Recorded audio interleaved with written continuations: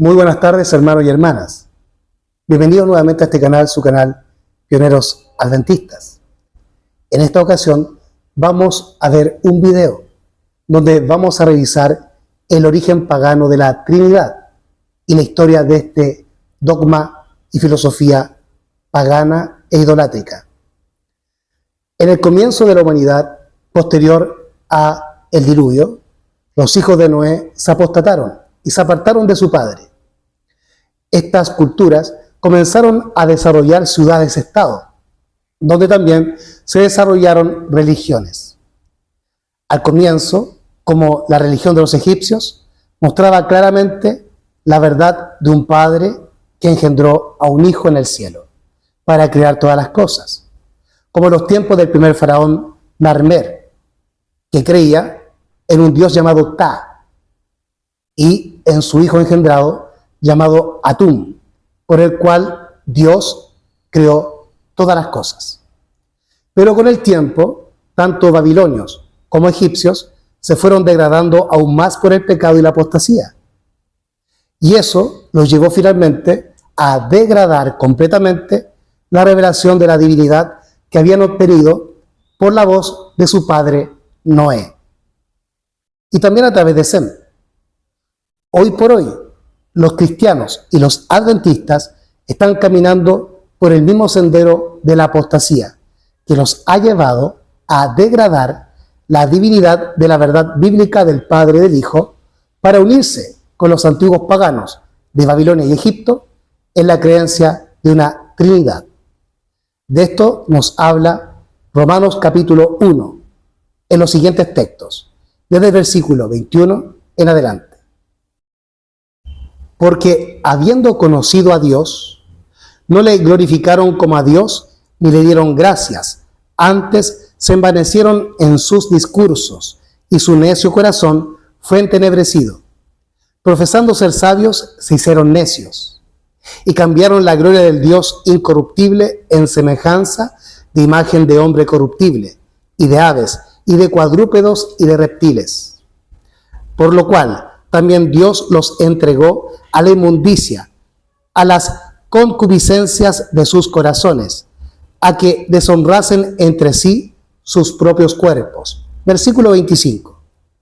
Ya que cambiaron la verdad de Dios por la mentira, adorando y sirviendo a las criaturas antes que al Creador, el cual es bendito por siempre. Amén. Así que, de ahora en más, desarrollaremos a través de este video el entendimiento de estos versículos de Romanos capítulo 1, del verso 21 al 25, donde se nos habla la historia de la humanidad y de cómo se corrompieron al rechazar la revelación de Dios dada por su profeta Noé y por Sem. Debido a esto, vamos a ver un video o dos videos del Papa Francisco o el Anticristo, y también vamos a revisar el testimonio de un teólogo católico que nos explica que la Trinidad no tiene su origen en el cristianismo apostólico, ni mucho menos en la Biblia. Así que bienvenidos a este trabajo y espero que les sea de gran edificación. Compártanlo para que otros también puedan beneficiarse de esta verdad y conoceréis la verdad y la verdad os libertará, dice el engendrado, el Hijo de Dios. Crede? Sì, in chi crede? In Dio. Ma cosa è Dio per lei? Ah, Dio. Ma Dio non esiste, Non scandalizzatevi. Dio così non esiste. Esiste il Padre, il Figlio e lo Spirito Santo. Sono persone. La doctrina trinitaria es el producto de una reflexión del cristianismo durante 300 años. Los primeros cristianos no tenían ni la menor idea de la Trinidad. El origen pagano de la Trinidad. Hermano en Cristo, hoy estudiaremos el origen pagano de la Trinidad, que se introdujo en la cristiandad durante un largo proceso de apostasía, que llegó a su punto más alto y crecimiento total en el siglo IV de nuestra era. El culto al Dios trinitario tiene su origen religioso en Babilonia. Este culto a la Trinidad pasó desde el paganismo religioso y filosófico, a través de Platón, a la forma de Trinidad que adopta la Iglesia Católica Romana. En este video demostraremos que la enseñanza de la Trinidad es totalmente inexistente en las enseñanzas de las Sagradas Escrituras. Veamos lo que creen los católicos en su artículo sobre la Trinidad.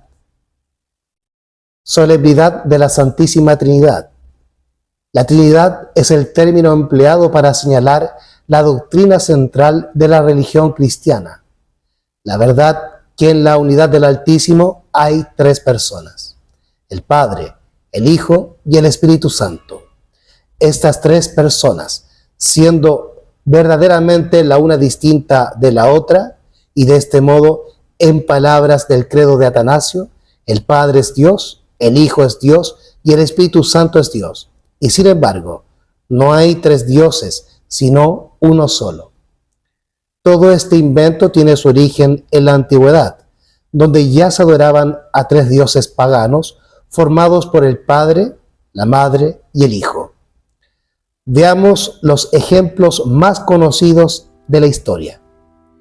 En Egipto encontramos a Osiris, Isis y Horus. La Trinidad griega estaba compuesta por los dioses Zeus, Atena y Apolos. Decían sus creyentes que los tres concordaban en uno. En Babilonia teníamos a Nimrod, Semiramis y Tamuz. Comprendemos entonces que la Trinidad no es proveniente del cristianismo, sino que la idea de la Trinidad es reconocida en las religiones antiguas de las naciones y culturas paganas. El cristianismo solo ha hecho por medio de la teología una copia más de estas prácticas paganas e idolátricas. En la mitología de los griegos, persas, egipcios, indios, babilonios, chinos, fenicios y japoneses hallamos tríadas de dioses trinos. La Trinidad hindú está compuesta por los dioses Brahma, Vishnu y Shiva, y decían sus fieles que los tres concordaban en uno.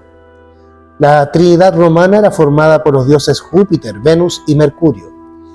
Estos dioses trinos se fueron asimilando dentro de las naciones conquistadas. Babilonia la Grande, la madre de las rameras.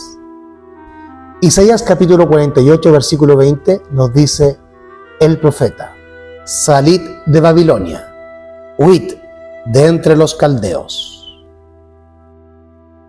Babilonia es uno de los nombres más notables que la Biblia le da a la falsa religión y a los sistemas humanos que alejan al hombre de Dios.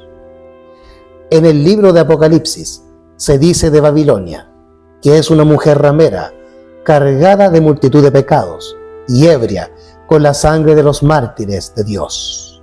Apocalipsis capítulo 17, versículos 3 al 6. Y me llevó en el espíritu al desierto, y vi una mujer sentada sobre una bestia escarlata, llena de nombres de blasfemia, y que tenía 7 cabezas y 10 cuernos. Verso 4. Y la mujer estaba vestida de púrpura y de escarlata, y adornada con oro, piedras preciosas y perlas, y tenía en su mano un cáliz de oro lleno de abominaciones y de la suciedad de su fornicación. Verso 5. Y en su frente un nombre escrito, un misterio: Babilonia la Grande, la madre de las rameras y de las abominaciones de la tierra. Y vi a la mujer embriagada de la sangre de los santos y de la sangre de los mártires de Jesús, y cuando la vi, quedé maravillado con gran asombro. Se compara a Babilonia con el falso sistema religioso de hoy, siendo la religión de Babel el primer sistema religioso mundial después del diluvio. Fue en la antigua Babilonia, en la tierra de Sumer, donde los hombres cambiaron la verdad de Dios por la mentira, donde se desarrolló el politeísmo y donde el hombre se corrompió en todos sus caminos. Nimrod. Vemos la historia en las escrituras de un hombre que llegó a ejercer el primer gobierno aquí en la tierra, con su propia ley y falso día de reposo o domingo, así como una falsa deidad, la Trinidad. Su nombre fue Nimrod. La Biblia afirma en Génesis 10 que la capital de su reino fue la ciudad de Babel, que más tarde se llamó Babilonia, donde el hombre corrompió su camino delante de Dios. Génesis capítulo 10 versículos 8 al 12. Y Cus engendró a Nimrod. Este comenzó a ser poderoso en la tierra. Este fue vigoroso cazador delante de Jehová, por lo cual se dice, así como Nimrod, vigoroso cazador delante de Jehová. Y fue la cabecera de su reino Babel, Erec, Accad y Calné, en la tierra del Sinar.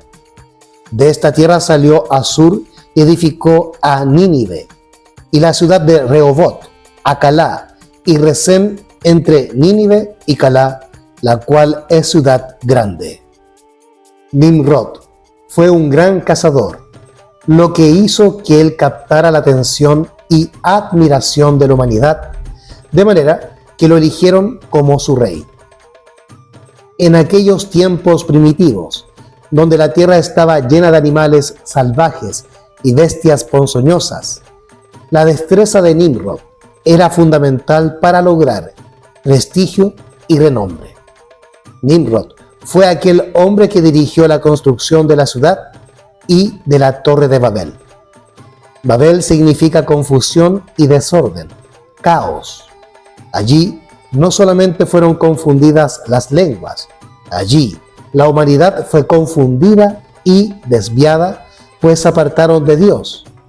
En Génesis, las Escrituras hablan que la humanidad tenía en aquel entonces un solo idioma.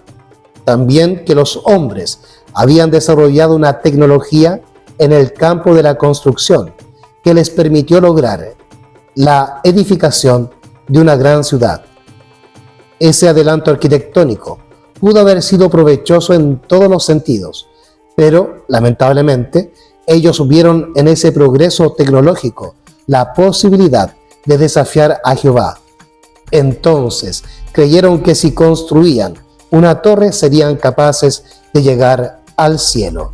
Génesis capítulo 11 versículos 3 y 4. Y se dijeron unos a otros, vamos, hagamos ladrillo y cozámoslo con fuego. Y les fue ladrillo en lugar de piedra y el betún en lugar de mezcla. Y dijeron, vamos, edifiquémonos una ciudad y una torre, cuya cúspide llegue al cielo, y hagámonos un nombre por si fuéremos esparcidos sobre la faz de toda la tierra. Así creyeron ser sabios, no teniendo en cuenta a Dios, y sin embargo, contrario a su anhelo, terminaron convertidos en necios. Romanos capítulo 1, versículo 22. Aquellos hombres creyeron que el cielo estaba tan cerca que con una simple torre podrían alcanzarlo. Desarrollaron un conocimiento que en vez de serles para bendición, lo que hizo fue cegarles el entendimiento.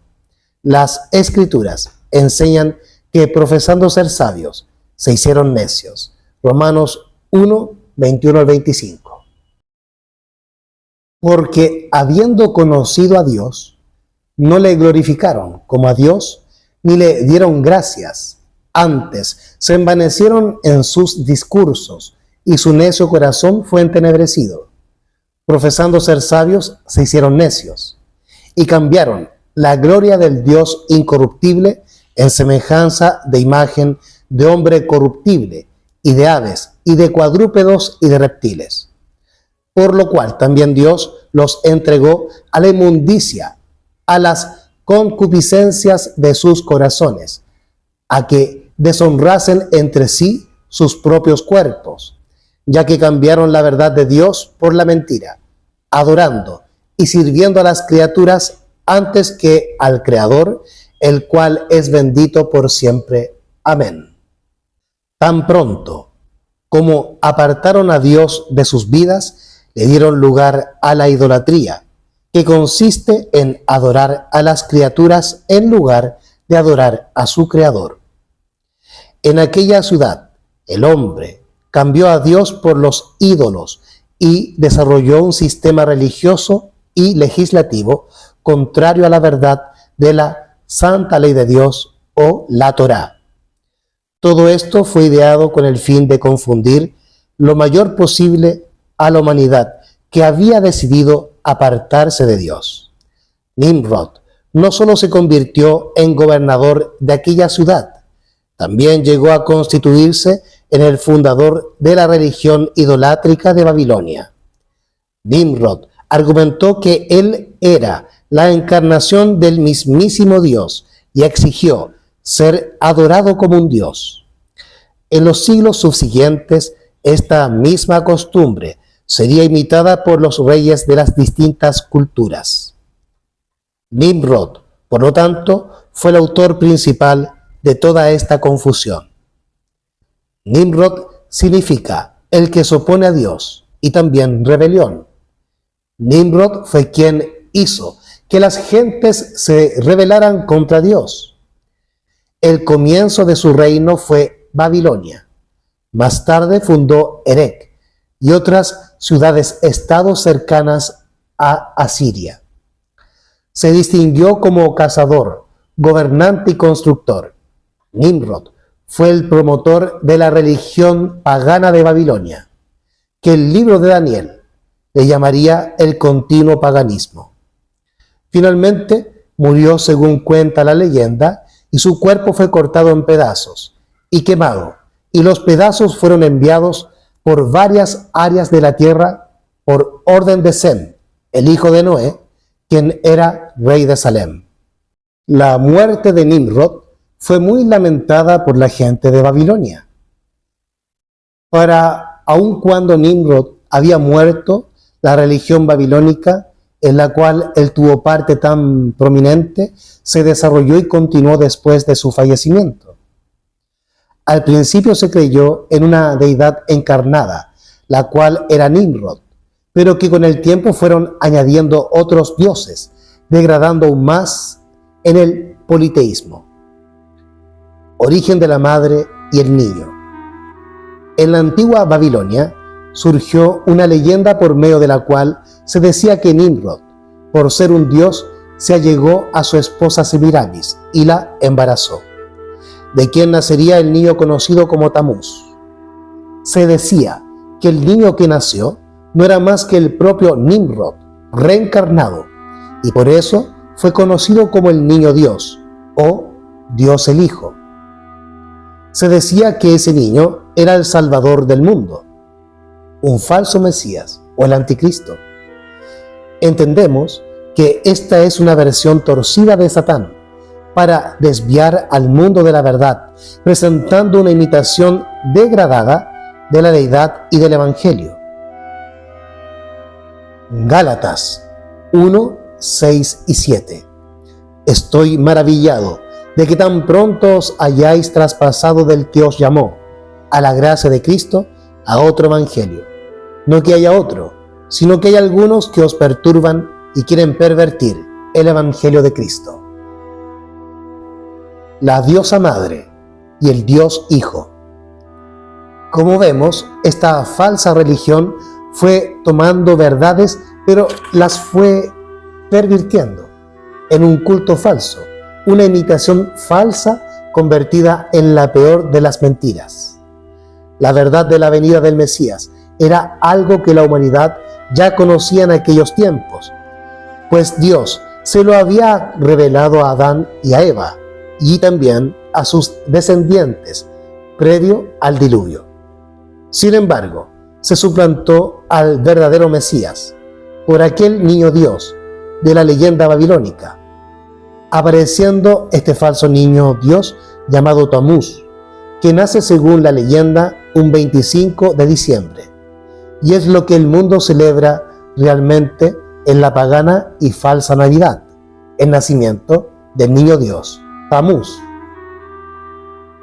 Génesis capítulo 3, versículo 15. y pondré enemistad entre ti y la mujer, y entre tu simiente y su simiente. Él te herirá en la cabeza, y tú te herirás en el calcañar. En este versículo se profetizaba a Adán y a Eva la aparición del Redentor, el Mesías, el Hijo de Dios. La religión babilónica pronto tomó nuevas fuerzas en una estrategia de Satanás para engañar a la humanidad con sus artimañas. La religión babilónica proclamaba que algo era cierto, entonces todo el mundo debía aceptarlo, sin cuestionamientos. Incluso se llegó a proclamar que aun cuando sus misterios fueran ilógicos y no pudieran ser comprobados ni comprendidos por la mente humana, de todas maneras debían ser aceptados por todos los profesantes de dicha religión. También nacieron muchos símbolos que representaban cosas ocultas o misteriosas. Se utilizaron símbolos del sol, de la luna y en general de todos los astros. De igual forma, se usaron símbolos de animales y árboles. Otros símbolos que se usaron hasta el día de hoy fueron el número 666, los triángulos, los círculos, las pirámides, las esferas y las cruces. De esa manera, aquella religión babilónica fue conocida como la religión de los misterios ocultos e incomprensibles, es decir, el origen del ocultismo. 3 dioses en uno. Muchas religiones paganas, como la griega a través de Platón, y en el catolicismo de hoy, se sostiene que el creador del universo es 3 en 1, o uno entre 3 personas. Las 3 personas son el Padre, el Hijo y el Espíritu Santo. Se sostiene que cada uno de estos 3 son Dios y los 3 juntos forman a un solo Dios, es decir, el Dios uno y trino. A esta doctrina se le llama la Trinidad. Se puede decir que esto es algo absurdo, ya que se basan en algo que no se sostiene por argumentos bíblicos, y es más propio y corresponde a las antiguas religiones paganas e idolátricas y las mitologías ancestrales, quienes sostienen la unidad de Dios en la unión de 3 personas. Nos dicen que cada persona es Dios eterno, omnipotente, omnipresente y perfecto. Entonces, si Dios es igual a 3, como sostiene la Trinidad, los 3 serían dioses y eternos, omnipotentes, omnipresentes y perfectos. Y esta idea sería absolutamente imposible que ocurriese por el simple hecho que la eternidad, omnipotencia, omnipresencia y perfección corresponden solamente a un Dios indivisible. Luego se nos dice que cada persona de la Trinidad tiene algunos atributos particulares que no son propios de los otros 2, y estos atributos indican, de acuerdo con el razonamiento y lenguaje humano, prioridad y posteridad entre ellos. El Padre siempre ocupa el primer rango y es anterior al Hijo. El Espíritu Santo no solamente es posterior, siendo el tercero en el orden, sino que incluso es inferior a los 2 de quienes proviene. Por lo tanto, es bastante obvio comprender que no pueden ser iguales porque existen diferencias notables entre ellos. Entonces, ¿cómo se puede sostener este concepto misterioso de la Trinidad? Que de misterioso no tiene nada. Que para aquellos que inventaron la trampa con el pretexto de embaucar a la gente, la confusión de aquella humanidad en Babilonia no solo los llevó a adorar a estos dioses inventados, sino que los llevó a fomentar una Trinidad profanando la verdad celestial. El libro El conflicto de los siglos, en la página 664, párrafo 2, del capítulo 39, nos dice sobre Babilonia: miles y miles de personas que nunca habrán oído palabras semejantes las escucharán. Admirados y confundidos oirán el testimonio de que Babilonia es la iglesia que cayó por sus errores y sus pecados, porque rechazó la verdad que le fue enviada del cielo. El conflicto de los siglos, capítulo 39, página 664, párrafo 2.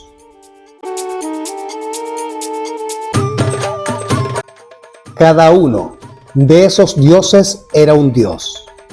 Los tres juntos eran Dios. Tan pronto como establecieron que los tres dioses eran uno solo, entonces idearon formas de representar a los tres dioses como si fueran uno. En la unidad trina de ese Dios único de los babilonios, habían tres personas, y para simbolizar esa doctrina de la Trinidad, se valieron, como lo prueban descubrimientos arqueológicos, del triángulo equilátero, tal como es bien conocido que lo hace la iglesia romana de hoy en día. Los egipcios también se valieron del triángulo como símbolo de su divinidad triforme. La Trinidad, representada por un triángulo equilátero, es un símbolo que también corresponde al ojo que todo lo ve, que es muy usado en el culto ocultista de la masonería. Prontamente ya tenían inventados otros símbolos para representar a su Trinidad, símbolos cuyo único objetivo era disimular su politeísmo y presentarlo como un aparente monoteísmo. La diosa falsa fue conocida como el espíritu de la tierra, Gea, Pachamama o Madre Tierra. En la antigua religión de Babilonia, la diosa era representada comúnmente como una paloma. A veces se le representaba en forma de mujer o a veces de paloma, y a veces se le representaba como un monstruo, mitad paloma, mitad mujer. Con el tiempo llegaron a existir otras muchas representaciones para esta diosa, como por ejemplo la mujer mitad pez o sirena. Pero la figura más representativa continuó siendo la paloma. Los antiguos griegos contaban un mito sobre la figura mítica de Semiramis, comúnmente considerada la diosa madre, que la relacionaba con la figura de la paloma. La historia de Semiramis es una leyenda que tiene infinidad de versiones. Una de esas versiones dice que ella nació con el cuerpo de un pez y que era hija de una diosa que la abandonó en un desierto rocoso, un lugar en que anidaban palomas. Y ocurrió que las aves se compadecieron de la criatura y la alimentaron robándole leche a los pastores y dándosela en sus picos. Más tarde le traían trozos de queso. Los pastores notaron estas faltas y comprobaron que las palomas eran las ladronas. Así que las siguieron hasta el lugar donde anidaban y descubrieron allí a una niña hermosísima. La llevaron al intendente del palacio, quien decidió llamarle Semiramis, lo que significaba paloma. Este palacio era el palacio de Nimrod o Ninus.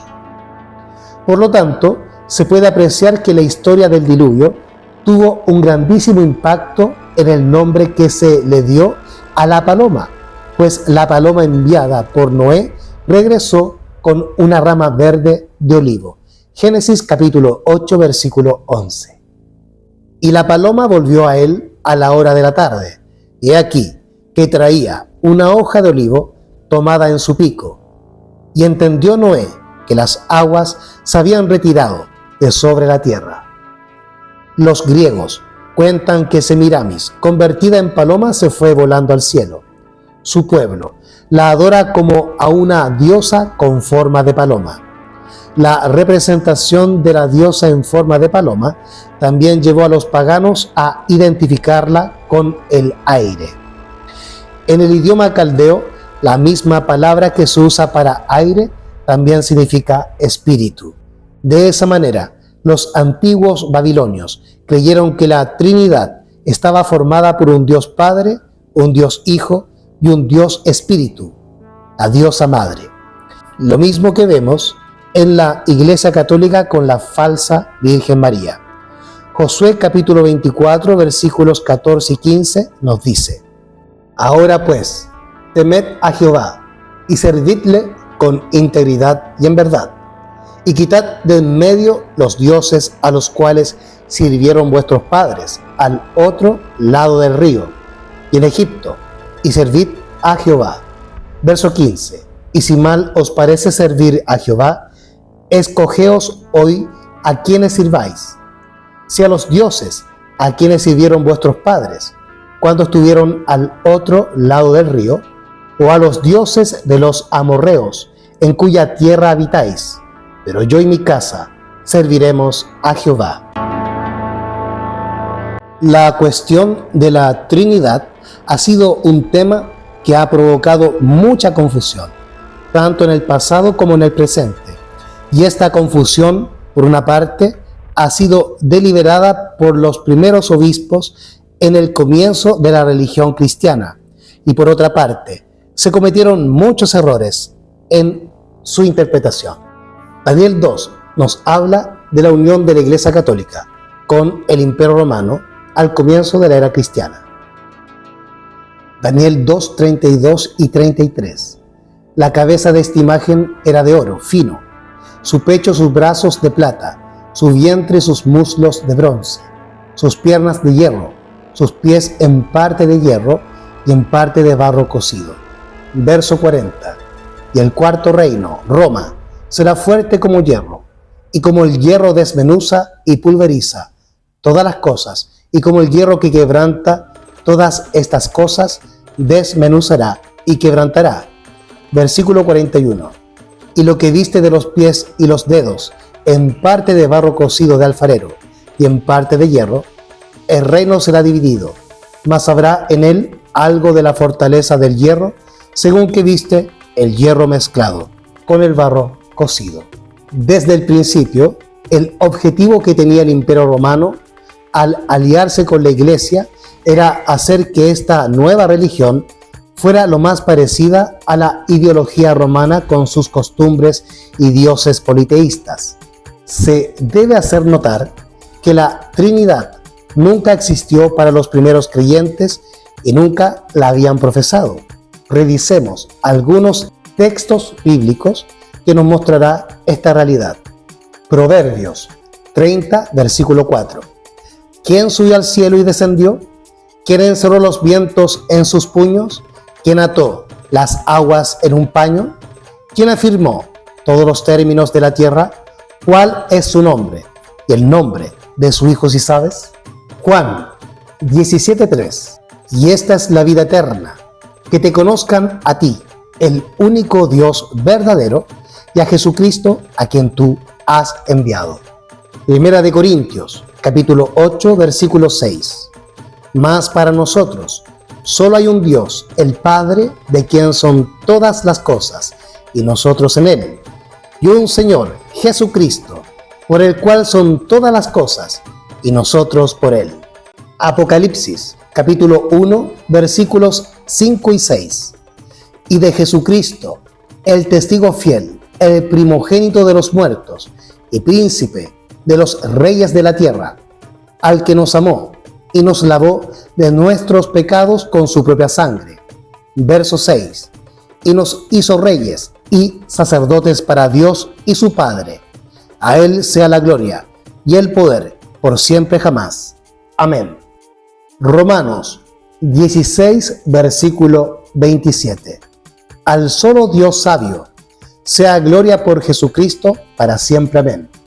Y Apocalipsis, capítulo 5, versículo 13, nos dice cuál es la adoración que se realiza en el cielo por los ángeles.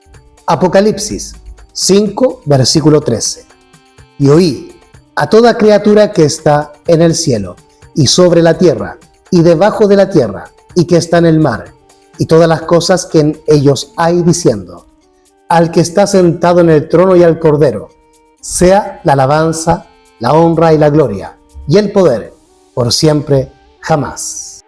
Los primeros creyentes, después de la resurrección de Cristo, hasta el año 364 después de Cristo, solo adoraban a un único Dios indivisible y seguían a Cristo, el Hijo de Dios engendrado.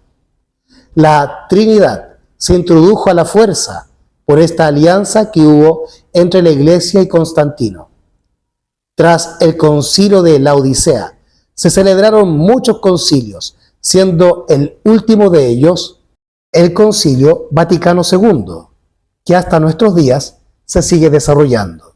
Y el objetivo de todos ellos es seguir manipulando los documentos bíblicos a su antojo, suprimiendo frases y párrafos y añadiendo otros con total impunidad y descaro. Isaías capítulo 45 versículos 5 al 6 nos dice: Yo soy Jehová, y ninguno más hay. No hay Dios fuera de mí. Yo te ceñí, aunque tú no me has conocido. Verso 6. Para que se sepa desde el nacimiento del sol y desde donde se pone, que no hay más que yo Jehová, y ninguno más que yo. Isaías capítulo 45 versículos 5 y 6. En estos versículos es bastante claro que el Señor da a entender que Él es un Dios único. Fuera de mí no hay Dios, acaba diciendo el versículo, negando rotundamente el dogma de la Trinidad. Como reflexión, debemos darnos cuenta que el Creador envió a lo largo de la historia diferentes profetas a distintas tierras, y el sello del mensaje en su origen siempre fue el mismo. Es completamente absurdo e incorrecto sostener este dogma de la Trinidad. A lo largo de los tiempos, el hombre, en su afán de buscar el sentido a su vida, ha adorado sin más razón ni explicación a hombres como él mismo, animales, estatuas, piedras, maderas y estrellas en el firmamento, muy lejos de cualquier pensamiento o sabiduría que le llevaría a dar con el Creador de todas las cosas. El hombre ha intentado rebajar la grandeza eterna del Creador a la imperfección de las criaturas. Leamos Juan capítulo 17, versículo 21. Para que todos sean uno, como tú, oh Padre, en mí y yo en ti, que también ellos sean uno en nosotros, para que el mundo crea que tú me enviaste. Juan capítulo 17, versículo 21. Es decir, lo que leemos aquí es que los discípulos forman una unidad con Dios y su Hijo. ¿Y esto qué quiere decir? ¿Debemos pensar que los discípulos son dioses también?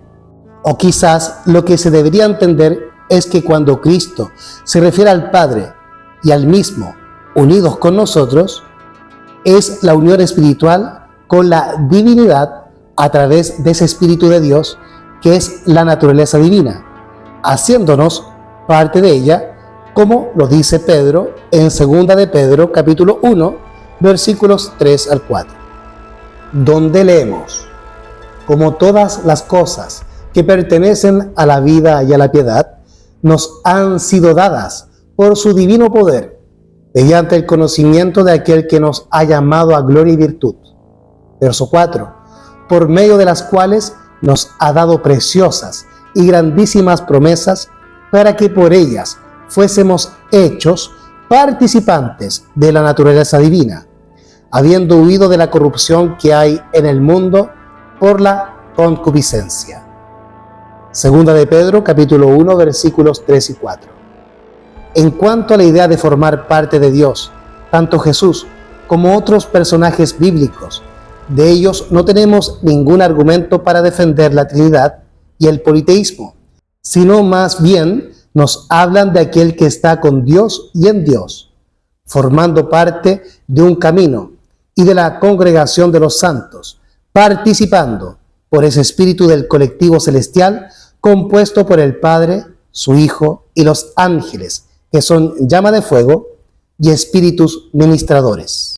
estando así todos estos unidos en mente, carácter y personalidad, siendo todos uno con el Padre y su Hijo, en una idea que es crear, dar vida y salvar al extraviado.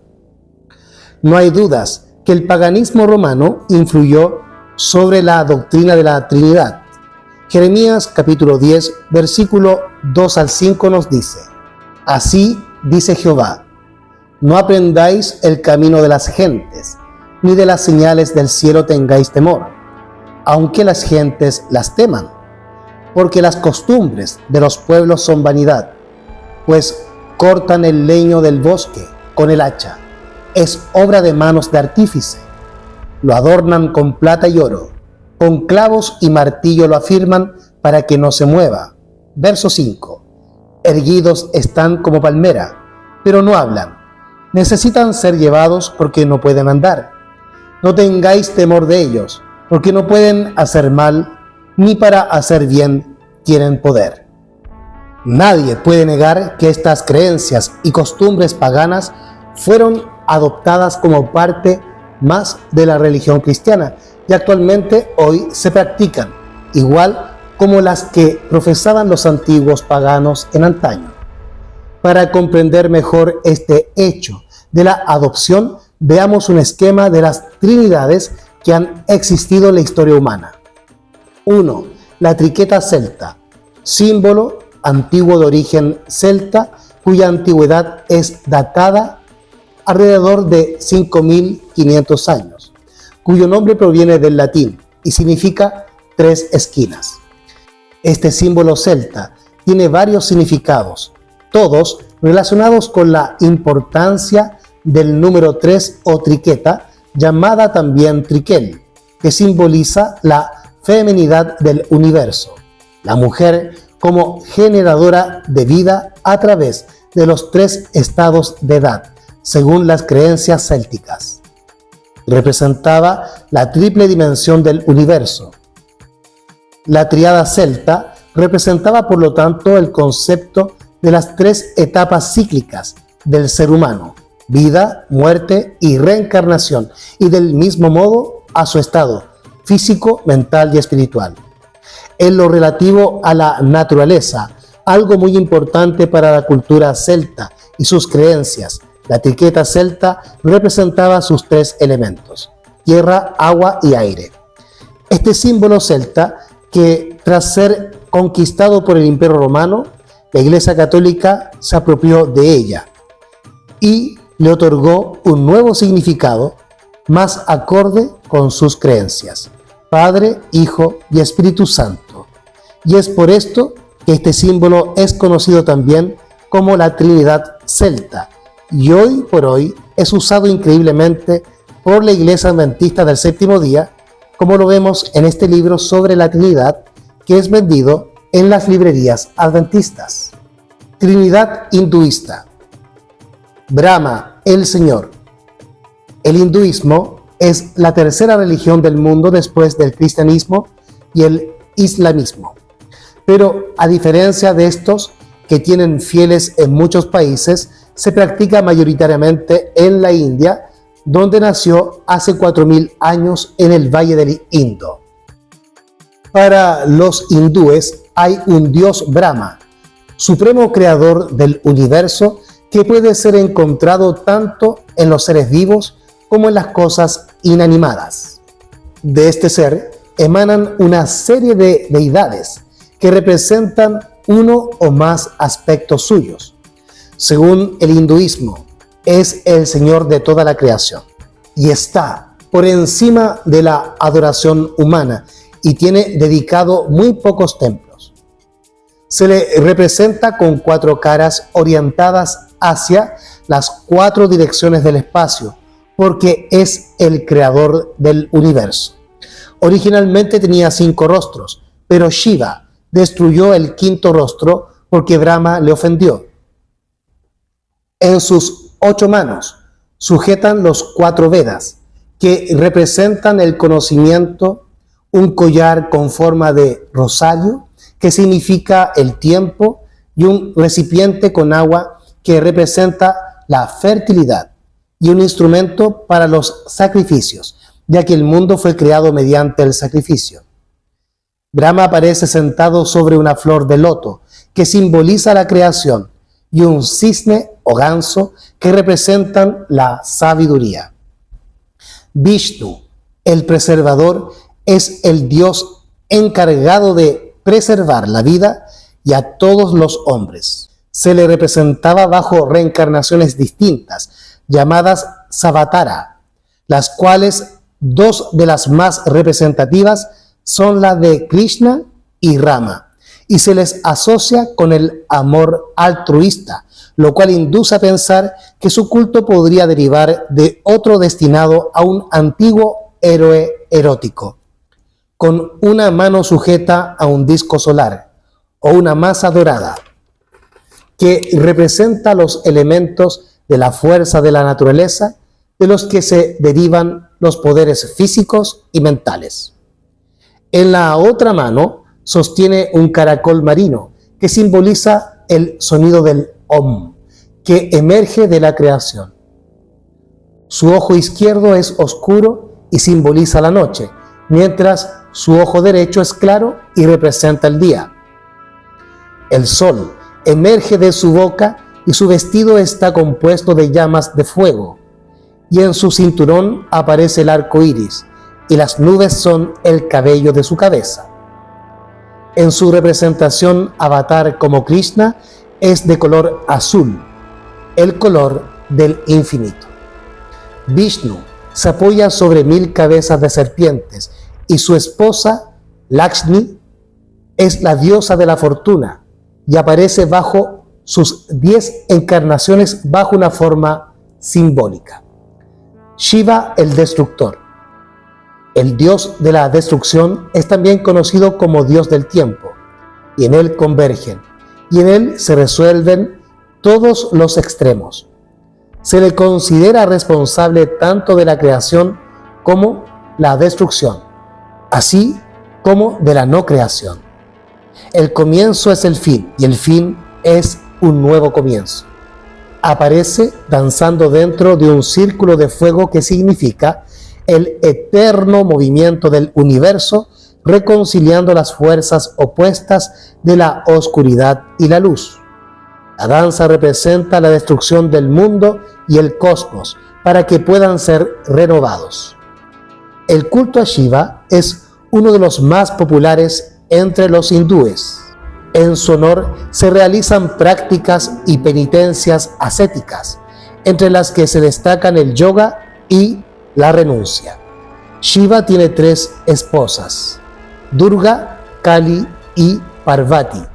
Cada una expresa aspectos del carácter y facetas de la naturaleza del dios, así como su propia feminidad.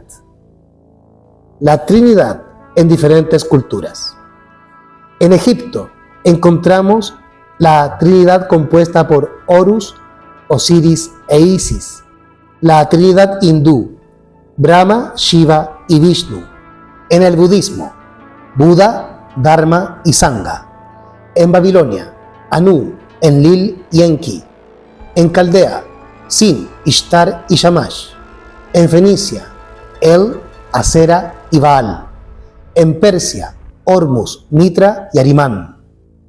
En Escandinavia, Odín, Freya y Thor.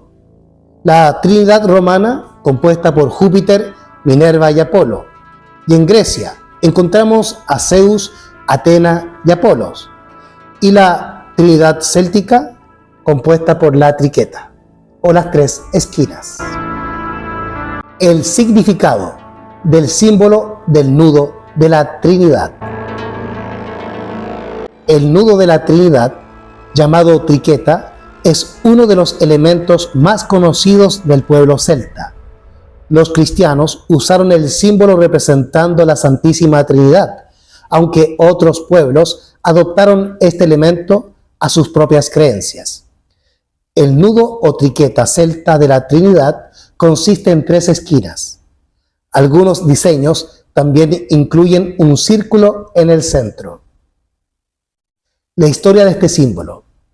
La triqueta es un símbolo latino que significa triangular, cuyo origen parece provenir de la India, con más de 5.000 años de antigüedad, aunque también se han encontrado vestigios en monedas germánicas en el norte de Europa a partir del siglo VIII después de Cristo.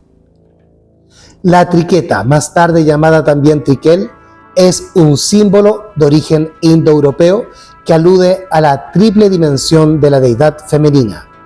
También simboliza la vida, muerte y renacimiento, o vida, muerte y reencarnación para los celtas. Este símbolo se ha encontrado especialmente en estelas celtas, en runas vikingas, así como en ollas y vasijas romanas, y se cree que fueron hechas por esclavos celtas. A lo largo de la historia ha asumido muchos significados como la triple dimensión de la igualdad, la eternidad y la indivisibilidad. También plasma la filosofía celta que según el todo tiene 3 niveles: físico, mental y espiritual. En la fe cristiana, los 3 puntos del nudo trinitario representan la Santísima Trinidad, el Padre, el Hijo y el Espíritu Santo. Los cristianos creen que el uso de la triqueta comenzó a través de monjes que trajeron el símbolo junto con ellos por medio de la fe al convertir a los celtas al cristianismo. Sin embargo, muchos historiadores creen que los símbolos originales de los nudos, como el nudo de la Trinidad, son de origen celta, aunque sabemos que la triqueta no está relacionada con la Santísima Trinidad en lo absoluto y que esta no es más que una copia de la pagana y satánica religión celta. Los cristianos usaron el nudo para simbolizar la Santísima Trinidad y agregaron un círculo para representar la vida eterna. A lo largo de los siglos, el arte cristiano viene usando diversas maneras de representar al Dios uno y trino, con todo tipo de estos símbolos paganos, reconociendo su origen pagano. Así queda demostrada la adopción de la Trinidad en relación a las antiguas civilizaciones y religiones politeístas e idolátricas. Está comprobado que la Trinidad fue tomada de las religiones idólatras y de las antiguas creencias paganas por el fraude del Concilio de Nicea y de todos los concilios que siguieron después. En términos generales, la razón humana no acepta la Trinidad porque 3 nunca jamás serán igual a 1. En otras palabras, la Trinidad es una invención humana, insostenible. En partes de las Escrituras leemos afirmaciones muy claras sobre que Dios es el Padre y nos habla de su Hijo engendrado, el ungido de Dios. Isaías capítulo 43, versículos 10 y 11. Vosotros sois mis testigos, dice Jehová, y mi siervo, que yo escogí, para que me conozcáis y creáis, y entendáis que yo mismo soy. Antes de mí no fue formado Dios, ni lo será después de mí. Verso 11. Yo Jehová, y fuera de mí no hay quien salve. Veamos pues cómo es representado en la Biblia el Espíritu Santo o Espíritu de Santidad.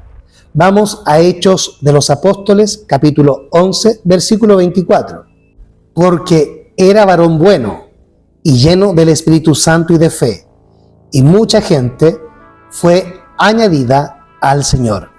Revisemos ahora el libro de Hechos en el capítulo 5, versículo 32. Y nosotros somos testigos suyos de estas cosas, y también el Espíritu Santo, el cual ha dado Dios a los que le obedecen. Vamos ahora a Hechos capítulo 6, versículo 5.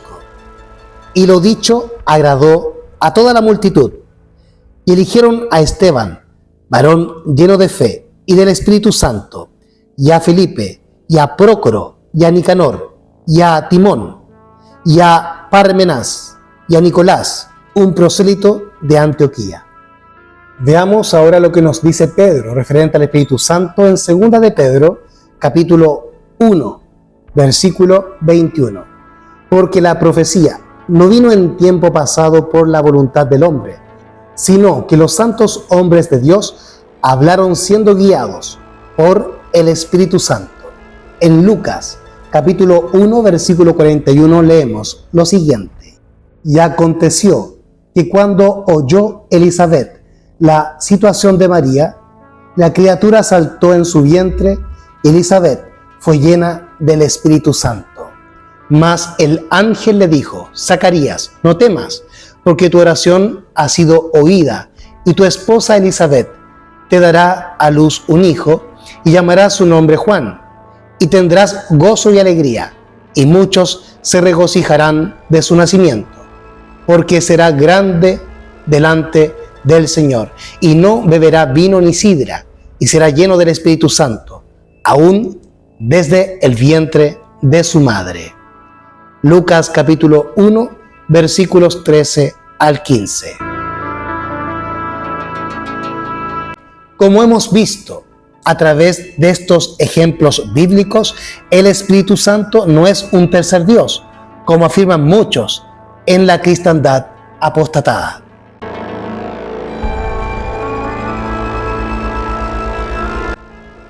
Las tres personas de la Trinidad. Es la fuerza y la esencia con que opera la presencia divina quien mora en nosotros, como lo que es un espíritu, el Espíritu del Padre y el Espíritu del Hijo. Esto desenmascara la mentira que el Espíritu Santo es un tercer Dios y parte de una tríada. Juan capítulo 4, versículo 24 nos dice: Dios es espíritu, y los que le adoran en espíritu y en verdad es necesario que le adoren. Juan 4, 24. Desde el principio, el Espíritu Santo se describe en las Escrituras como el Espíritu de Dios. Génesis capítulo 1, versículo 2. Y la tierra estaba desordenada y vacía, y las tinieblas estaban sobre la faz del abismo, y el Espíritu de Dios se movía sobre la faz de las aguas. Y en Mateo 12, versículos 31 y 32, leemos lo siguiente: Por tanto os digo, todo pecado y blasfemia será perdonado a los hombres, mas la blasfemia contra el Espíritu Santo no le será perdonada a los hombres. Verso 32. Y a cualquiera que dijere palabra contra el Hijo del Hombre le será perdonado, pero a cualquiera que hablare contra el Espíritu Santo no le será perdonado ni en este mundo ni en el venidero.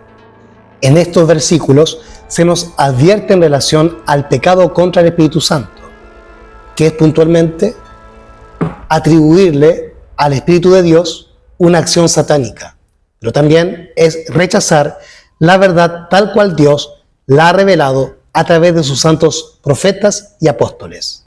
A modo de resumen, y según todo lo estudiado en la Biblia, aseguramos que el Espíritu Santo es la fuerza, el poder, la mente de Dios, su presencia invisible, dada por el Padre.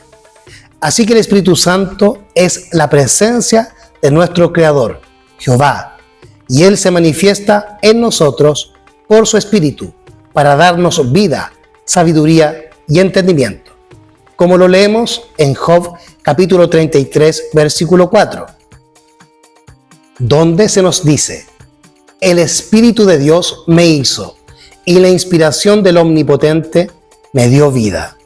Y en Job capítulo 32, versículo 8, se nos dice lo siguiente: ciertamente espíritu hay en el hombre, y la inspiración del Omnipotente le da entendimiento.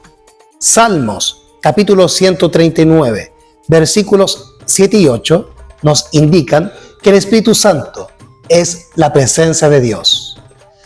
Dice así: ¿a dónde me iré de tu espíritu? ¿O a dónde huiré de tu presencia? Si subiera al cielo, allí estás tú. Y si en el infierno hiciere mi lecho, he aquí, allí tú estás. Y en Salmos capítulo 139, versículos 7 al 8, se nos explica que el Espíritu Santo es el Espíritu de Dios, pero también la presencia de Dios. ¿A dónde me iré de tu Espíritu? ¿O a dónde huiré de tu presencia? Si subiera al cielo, allí estás tú. Y si en el infierno hiciere mi lecho, he aquí, allí tú estás. Y así, tanto en el cielo como en la tierra, todos los seres creados le rinden adoración al Padre, que está sentado en el gran trono blanco, y al Cordero. Apocalipsis, capítulo 5, versículo 13. Y oí a toda criatura que está en el cielo, y sobre la tierra, y debajo de la tierra, y que está en el mar, y todas las cosas que en ellos hay, diciendo: al que está sentado en el trono y al Cordero, sea la alabanza, la honra y la gloria y el poder por siempre, jamás. La historia pagana de la Trinidad.